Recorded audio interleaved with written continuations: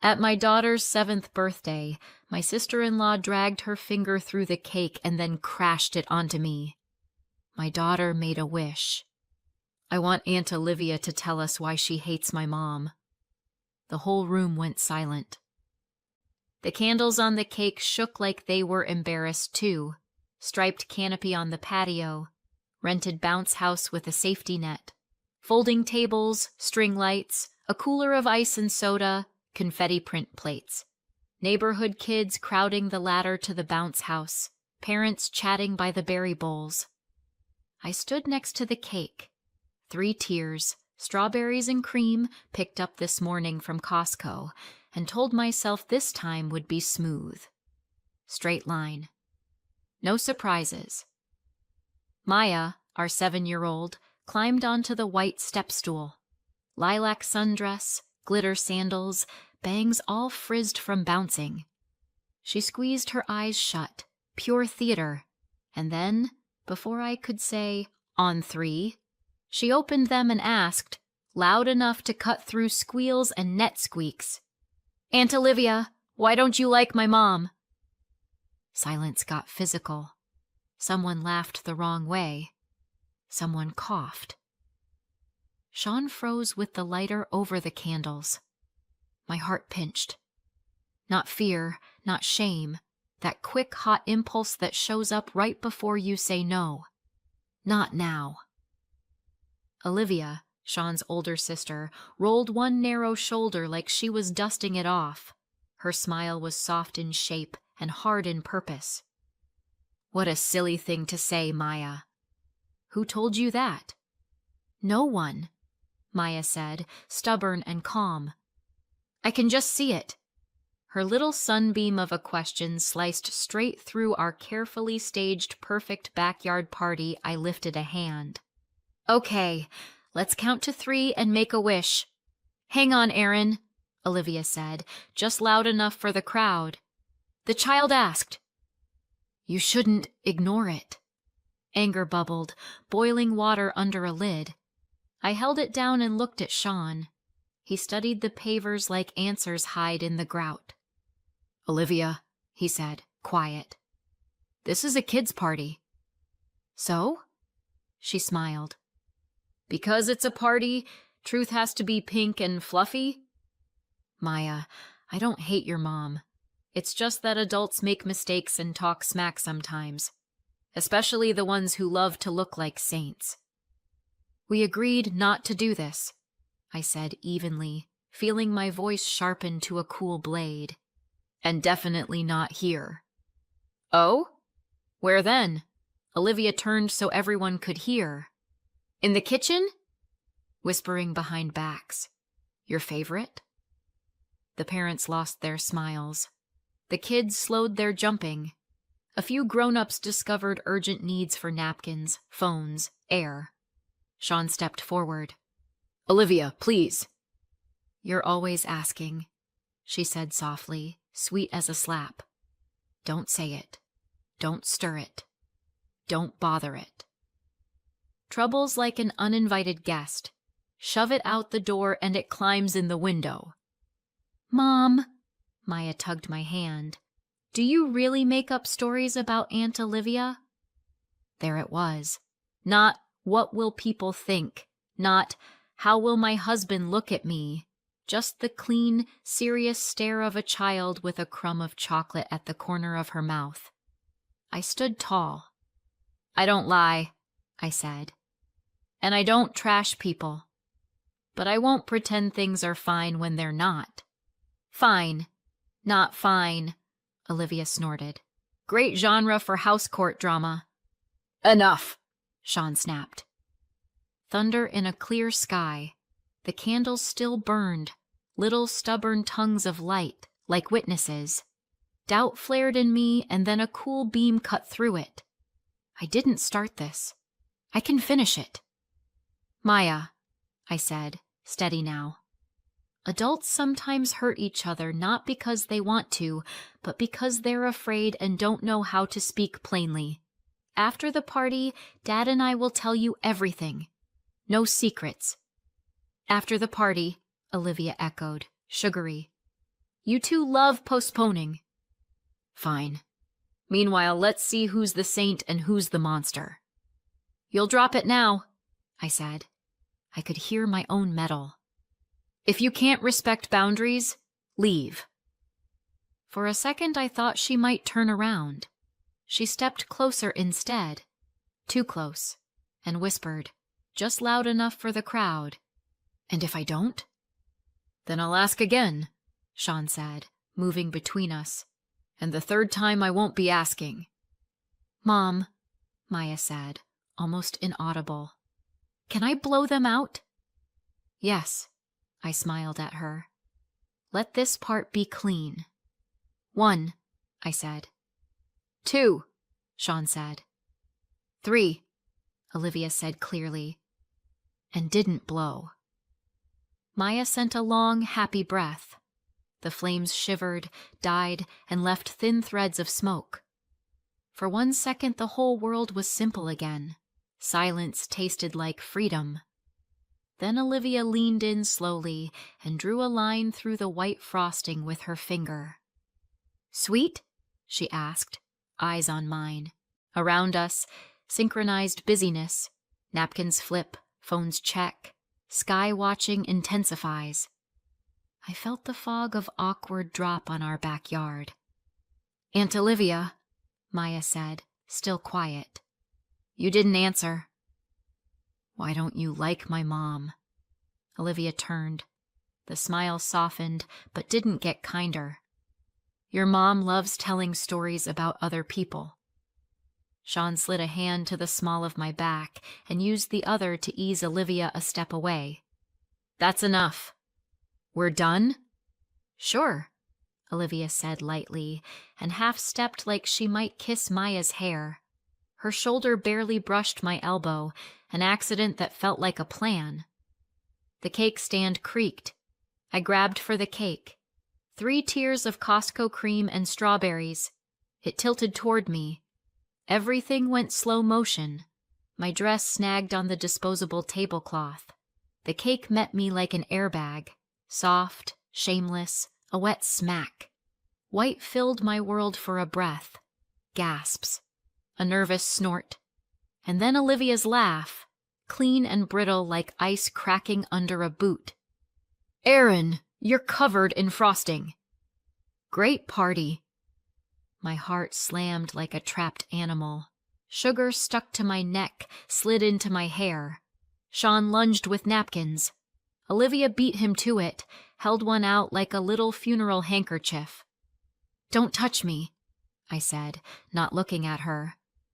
Step back. She did, half a step, hands up, innocent pose. Not my fault. Mom. Maya stood on the stool, eyes shining. Does it hurt? No, I told her, and somehow smiled. It tickles. The kids giggled. Adults started filing polite exits. We'll text you. Thanks for having us. Hang in there. The air went hollow, like after a storm. Let's get you cleaned up, Sean said. I'll cut what's left. There is no left, Olivia said dryly. But there are plenty of napkins. Enough, Sean snapped, really snapped, for the first time. What? I did nothing. She pulled it, Olivia said, bright and public. You bumped her, one of the parents said. We saw. Olivia turned her head, slow as a cat that hears a mouse, and smiled. Did you? Then let's watch the video. We've all got phones. Enough, Sean repeated, but there wasn't more certainty in it. His eyes swung Olivia, me, Maya, back to me. A pendulum stuck between before and after. I straightened. My head rang. My eyes were clear. I took Maya's hand, helped her off the stool, and turned to the guests. Friends, thanks for coming. Sorry about the experiment. I nodded at the white ruins. We'll open gifts and stories. For now, we're going to wrap up. No one argued. Chairs scraped. Folding legs clacked. Someone pulled stakes from the bounce house net. The air kept a guest of its own, unease, throwing long, weird shadows. We three, me, Sean, and Maya, walked into the kitchen. I turned on the faucet. Frosting washed down the drain like the last bits of perfect evening. Maya sat on a stool, squeezing my hairbrush like a lucky coin. "Dad?" she asked softly. "Is Aunt Olivia mad at Mom because of me?" Sean's shoulders dropped. "No, honey. That's adult." I shut off the water and blotted my face with a paper towel. From outside, jokes about the flying cake, polite thanks for the great party until X. Inside, lemon cleaner and strawberries. And a thought. If we say after again, we will teach our daughter something she doesn't deserve to learn. "We talk now," I said.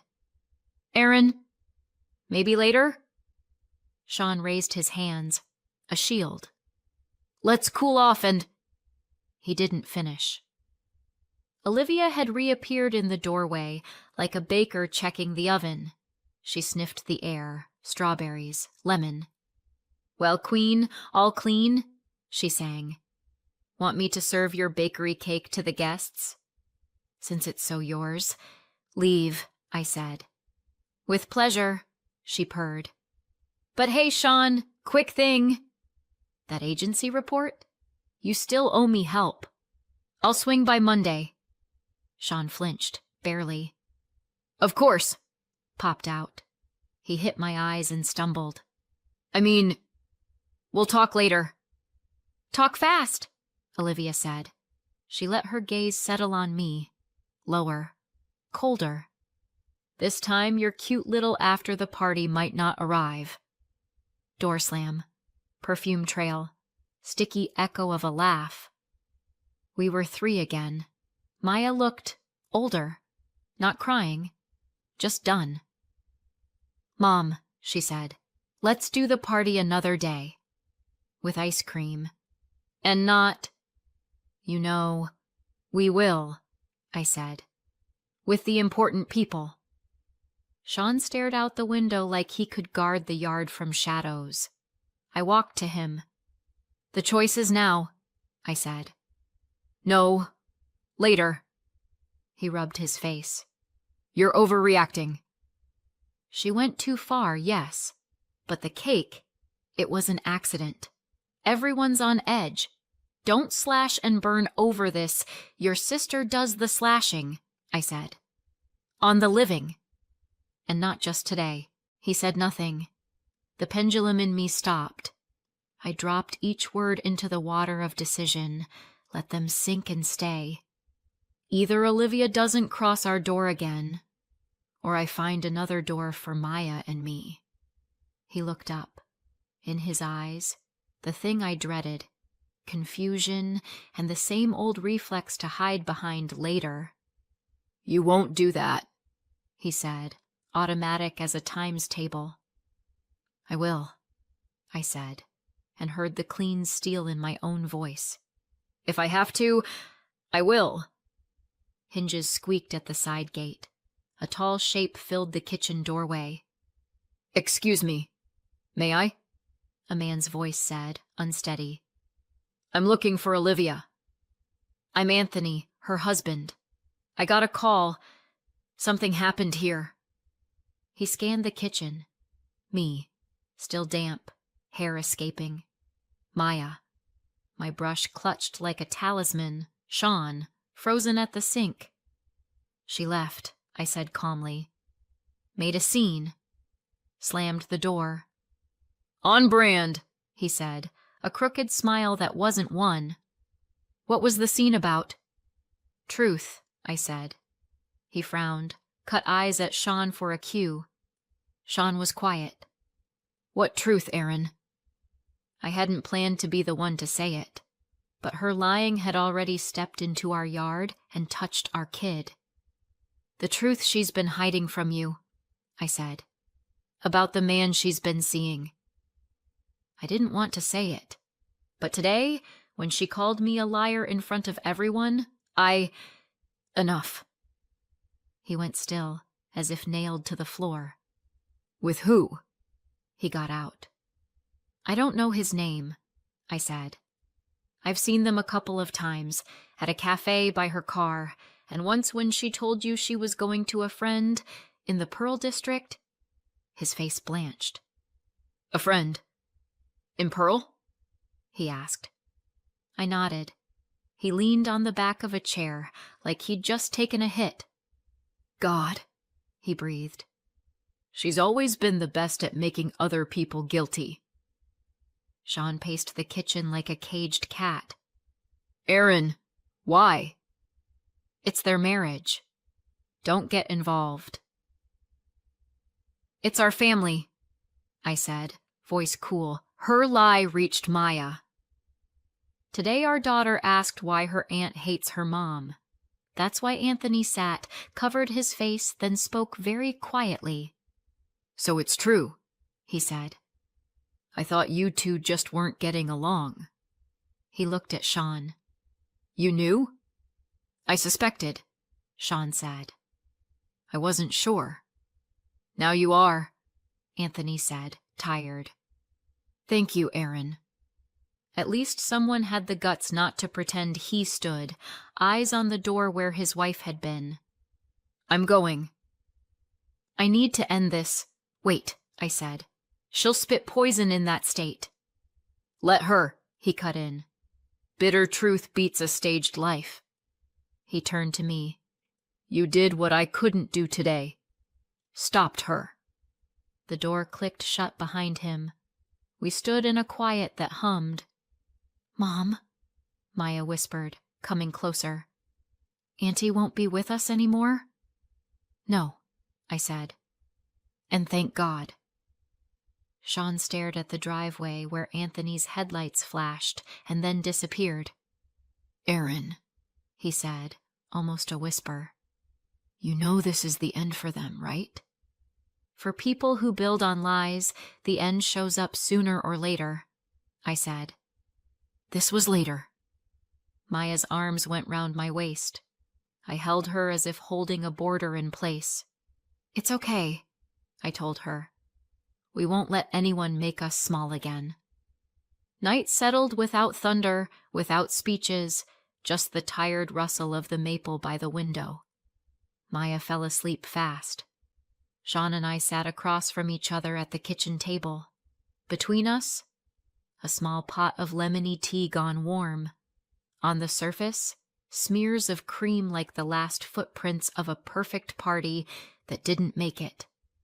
Sean spun the spoon like he could stir his thoughts into shape. "Aaron," he said at last, "I don't know what to do now." "What do you mean?" "Anthony drove home." Olivia's furious. "She can do anything. She won't forgive. Not you. Not me." "You expect me to go ask forgiveness for telling the truth?" I asked. Not harsh, just plain. "No, it's all a lot. I didn't think it would end like that. In front of everyone I looked at him. Steady." "How did you think it would end, Sean?" "That I'd stay quiet again while your sister hisses at me in front of our child, while you say nothing, and Maya learns to call insult normal?" He flinched like I'd slapped him, then leaned back in the chair. "I only wanted things calm," he said. "No scenes." "Calm isn't when you shut up," I said. "It's when you can sleep without fear the lies will start up again in the morning." He rubbed his eyes. "You're strong, Aaron." "I'm tired of being the go-between." "Stop being it," I said, softer. "You have a choice. With me, or forever in her shadow." He studied me, like he was seeing, not assuming, for the first time. "She wasn't always like this," he said, voice low. "When Dad died, I promised I'd be there." "Not abandon her. She grew up, Sean," I said. "You stayed her rescuer." She's the one drowning now, and pulling everyone with her." He looked away. Something flickered in his eyes. The words came slow, like steps over wet grass. "I'm tired of her poison. Tired of the endless jabs. Tired of being told I owe her. If I'm honest, I was always scared you'd give up and leave. Now I'm scared you'll stay, but stop respecting me." There was no triumph in me, no anger, just the sea after a storm. "It's up to you," I said. "I've already chosen." He stood, came around the table, and wrapped his arms around me from behind, careful, like I might vanish. "I'm with you," he said quietly. "No more later." I didn't answer. I just noticed I could breathe, really breathe, for the first time all night. Morning. "Mom, are we going to celebrate again?" Maya asked. "Yes," I said, "but without the people who show up for other people's pain." My phone filled with messages. "We've got your back." "Need help with cleanup?" "Cake run?" A neighbor texted 2 stills that showed Olivia's shoulder grazing my elbow. "In case it matters."